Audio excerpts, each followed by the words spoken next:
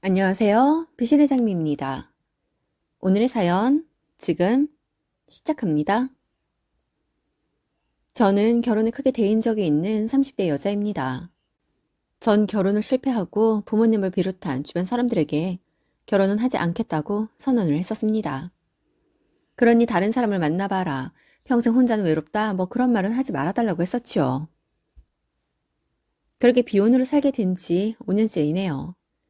부모님께서는 저희 결혼이 한 달도 채 되지 않아 끝이 났고 혼인신고도 하지 않았으니 이혼이 아니라 파혼일 뿐이라며 제게 계속 새로운 인연을 만나라고 하셨습니다.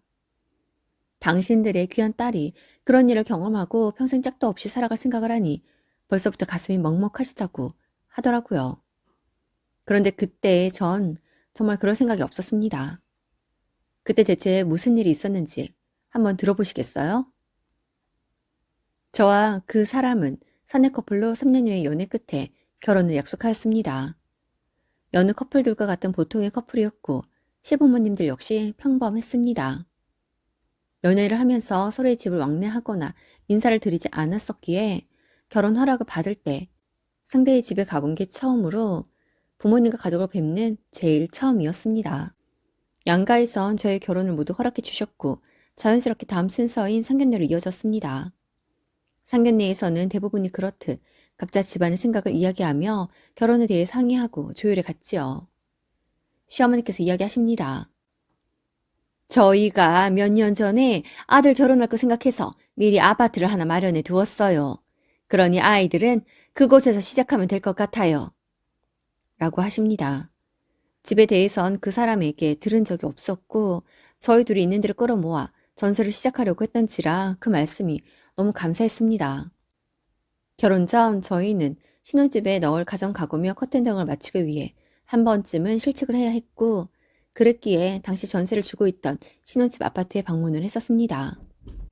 요즘에 인터넷에 검색만 해봐도 평형대나 구조는 쉽게 찾아볼 수 있기에 미리 찾아보고 설레이는 마음으로 아파트 구경을 갔어요. 저희 회사와도 30분 거리이고 공원도 가까웠습니다. 더군다나 40평대이다 보니 둘이 살기엔 좀 넓은 감이 있지만 아이들을 낳고 오래오래 살아야겠다는 생각을 하며 감사하게 생각했습니다. 집이 크다 보니 안방, 서재, 드레스룸 그리고 나머지 하나는 팬트리로 쓰려고 했습니다. 그런데 앞에 살고 있던 사람의 이사 일정을 우리 결혼식에 딱 맞추기 쉽지 않아 결혼 후 10일 뒤에 신혼집에 들어가게 될 예정이었습니다. 따져보자면 신혼여행을 다녀오고 이틀 뒤에 이사를 가게 되는 것이었지요. 저희는 결혼을 했지만 신혼집 입주일 때문에 각자의 부모님 댁에서 이틀을 더 보내기로 했습니다. 이사 하루 전 시부모님께서 부르시기에 시댁으로 갔습니다. 시어머니께서는 절 보자마자 대뜸 "얘, 너는 짐 다 쌌니? 아유, 다름이 아니고 이사 갈 집 말이다. 거기에 우리도 같이 들어갈 생각이야." 대체 이게 무슨 말인가 싶고 너무 황당해서 상황 파악이 바로 안 돼요. 눈만 꿈뻑꿈뻑하고 아무 말도 못하고 시어머니와 시아버지, 남편 얼굴만 번갈아 가면서 봤습니다. 그게 말이다. 아우, 진작에 말을 했어야 했는데 어찌저찌 미루다 보니 여태 말을 못했지 뭐냐. 처음에 우리가 그 집 마련했을 때 우리 아들 결혼시키면 합가해서 같이 살 생각으로 큰 평수를 해둔 거거든. 그러면 상견례에서 그 집에서 신혼생활 시작하려고 하셨을 때부터 합가하실 생각이셨다는 건가요? 그랬어. 그런데 다 이야기하자니 우리 아들이 너도 사돈들도 반대할 것 같다고 하면서 직접 이야기한다고 뭐 기다리라고 하더라고. 그런데 이게 뭐 쉬운 말은 아니잖니. 그렇다 보니 우리 아들이 언제 이야기하나 하고 적당한 시기를 보고 있다가 아직 말을 못했나 보더라고. 당장 내일이 이사인데 저 지금 너무 당황스러워요. 저는 그 사람을 말없이 쳐다보았고 그 사람은 결혼 전에 저에게 학과에 대해 살짝 물었을 때 제가 그건 어렵겠다며 길길이 날뛰는 것을 보고 겁이 나서 말을 못했다는 어이없는 말을 합니다. 그러자 어머니께서 "어머, 길길이 날뛰었다고? 예. 그게 뭐 날뛸 일이니?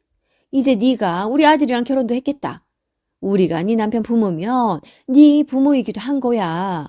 네가 우리를 봐와서 알겠지만 우리 그렇게 별난 시부모도 아닌데. 그게 길길이 날뛸 일은 아니잖니. 솔직히 좀 많이 서운하고 언짢구나. 어머니, 그러면 저희가 결혼을 했으니 저희 부모님도 이 사람의 부모님이기도 한 건데 이 사람은 저희 부모님이랑 편하게 살 수 있대요? 어머님의 논리라면 그래야 하는 거 아닌가요? 전 이 문제가 그렇게 쉽게 말씀하실 일은 아니라고 생각해요. 너는 며느리고 우리 아들은 사위가 되는 건데 어떻게 그 입장이 같겠니? 전 같다고 생각해요.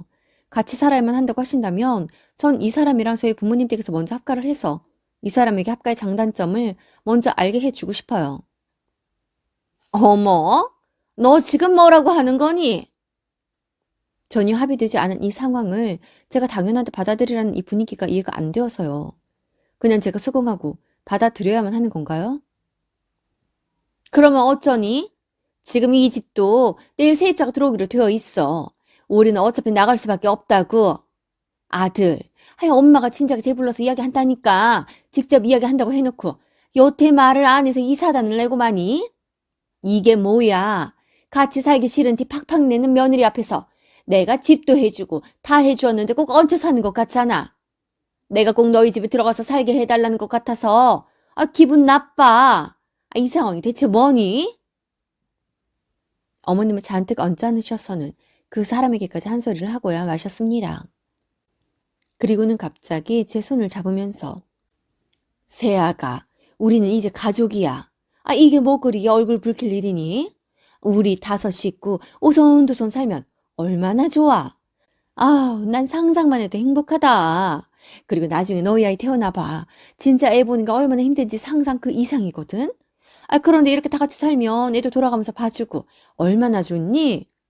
넌 회사 다니고 싶으면 계속 다녀도 돼. 육아도 살림도 다 내가 해줄 테니 그런 걱정은 마. 라고 하십니다. 시부모님과의 합가도 아직 받아들이지 못했는데 5 식구라고요? 시동생도 같이 살자는 건가 봅니다. 세상에서 가장 편해야 할 집에 퇴근하고 가면 소파에 앉아있는 시아버지와 시동생, 그리고 부엌에서 일하고 있는 시어머니라. 상상만으로도 소름이 돋고 한숨이 절로 나왔습니다. 더 이상 이야기할 필요도 없었어요. 그렇게 지금은 머리가 복잡해 무슨 말을 해야 할지 모르겠다고 하고 시댁을 박차고 나왔습니다. 그렇게 전 친정으로 갔고 부모님께 모든 이야기를 말씀드렸어요. 당연히 저희 부모님도 저와 마찬가지로 황당해 하시며 이게 무슨 경우냐며 당장 그 사람을 데리고 오라고 하십니다.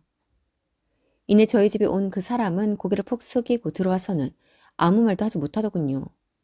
차라리 이러고 저러고 뻔뻔하게 말이라도 하던가. 진짜 이런 사람을 내가 믿으며 살아야 하나 싶었습니다. 그 사람은 저희 부모님에게 연신 죄송하다는 말만 늘어놓습니다. 다른 말도 없이 그냥 죄송하다고만 계속 하더라고요. 정말 신뢰라곤 1도 없고 내가 앞으로 이 사람을 믿고 살아야 하는 건지 의문이 들기 시작했습니다. 당장 어떤 방법이 필요했습니다. 전 절대 합가는 할 수 없었으니까요. 그런데 시댁도 전세로 나간 마당에 어떤 묘안이 있을까요? 저희 부모님과 저희 둘이 이야기가 되기로는 우선 시댁이 당장 이사를 나가야 하는 상황이니 짐을 빼서 신혼집으로 하려던 아파트로 이사를 가기로 하고 저희는 다시 전세로 신혼집을 알아보자고 했습니다. 한 달이 걸리든 석 달이 걸리든 우리만의 신혼집에 들어가게 될 때까진 각자 집에서 떨어져 지내기로 했고요. 그 사람은 알겠다고 하더군요. 그렇게 그날의 난리는 일단락이 나는 듯 했습니다. 그런데 그 사람이 돌아간 지 1시간이 간 넘긴 시간 어머님께서 저희 엄마에게 전화를 하셨습니다.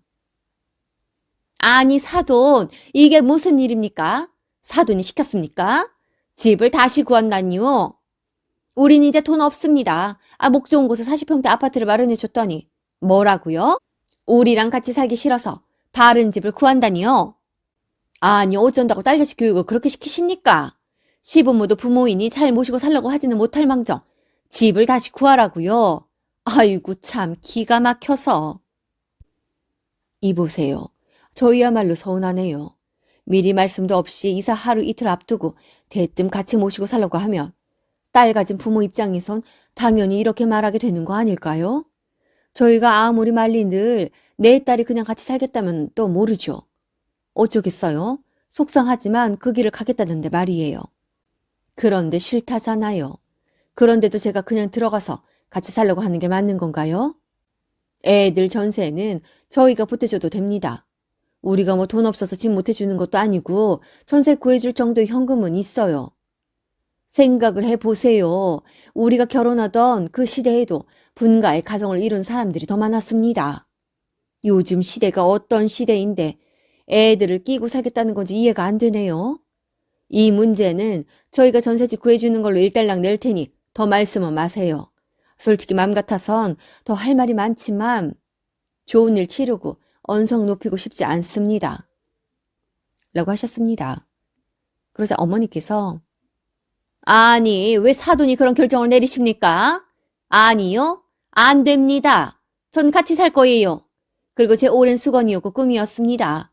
전 우리 아들 결혼하면 아들 며느리랑 같이 살기 위해서 그 집을 마련한 거예요. 뭐 나중에 저희들 돈 모아서 집 사서 나간다고 하면 할 말 없지만 전 아이들이 저희들 능력으로 분가하기 전까진 살림도 좀 가르칠 겸 끼고 살아야겠습니다. 이제 며느리도 우리 집 사람이 됐으니 우리 집 분위기도 익혀야 하고 제가 옆에서 끼고 가르칠 게 얼마나 많은데요. 요즘 애들 어떻습니까? 둘이 살라고 하면 맨날 배달 음식이나 시켜 먹고 빨래도 빨래방 가서 대충 돌려오고 집도 엉망일 거고 아휴 안 봐도 비디오입니다. 옛날부터 왜 다들 며느리가 시댁에 들어가서 살았겠습니까?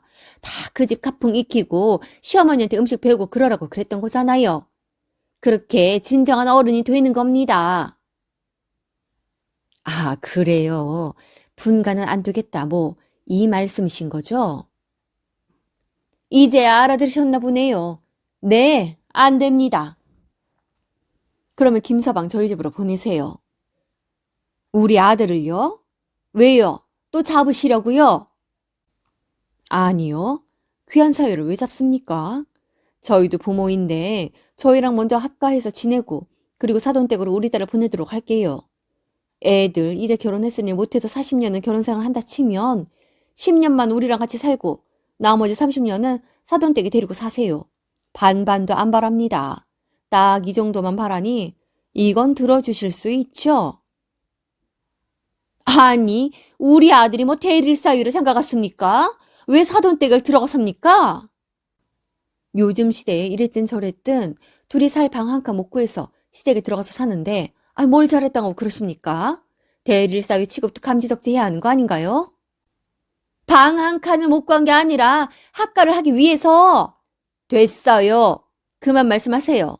제 입장에서 방 한 칸도 구할 능력 없는 녀석이 엄마 치마폭이 쌓여서 우리 딸을 고난의 길로 끌어들이는 것 같아서 아주 고가워 보입니다.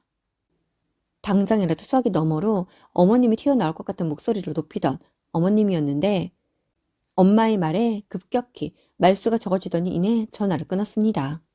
시어머니고 그 사람이고 정말 정이 뚝뚝 떨어졌습니다. 그 사람은 제가 계속해서 그 집에서 2년만 살고 분가를 하자고 아니면 2년만 살고 저희 부모님을 모시고 살자는 말을 하며 저와 저희 부모님의 마음을 풀려고 하더군요. 하지만 그 말에 믿음이 가지 않았습니다. 무엇보다 더 이상 그 사람이랑 함께 하고 싶지가 않았어요. 다음날 시댁은 그 집으로 이사를 들어갔습니다. 당연히 전 이사하는 날 그 집에 꽃배기도 비추지 않았지요. 대신 파혼을 하자고 통보했습니다. 이삿 날 들어가기로 했던 가정 가구들도 모두 스탑을 시키느라 아침부터 정말 바빴었네요. 그 사람도 그 어머니도 계속해서 연락을 해 오더군요. 가전 가구가 왜 안 오냐고요.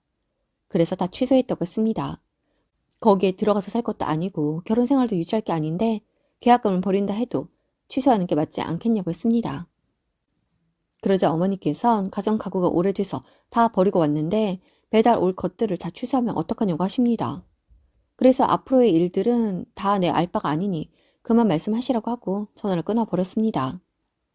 그날 저녁 그 사람과 그쪽 부모님이 저희 집으로 쫓아오고 난리도 아니었네요. 그래서 우리 아파트 사람들은 결국 제가 이혼 아닌 이혼을 한 걸 다 알게 되었습니다. 경찰도 오고 했거든요. 나중에 이 이야기를 들은 친척들과 친구들은 다행이라고 혼인신고 전에 파토낸 게 천만 다행이라고 합니다. 파혼 후에도 저는 회사를 꿋꿋하게 다녔습니다. 솔직히 힘들었었어요. 왜 안 그랬겠어요? 하지만 제가 애정을 쏟은 회사이기도 했고 하고 있던 프로젝트에 심혈을 기울이고 있었기에 그 사람으로 인해 나의 일상이 무너지는 걸 원치 않았습니다. 그 사람은 파혼 한 달도 안 되어서 사직을 하더군요.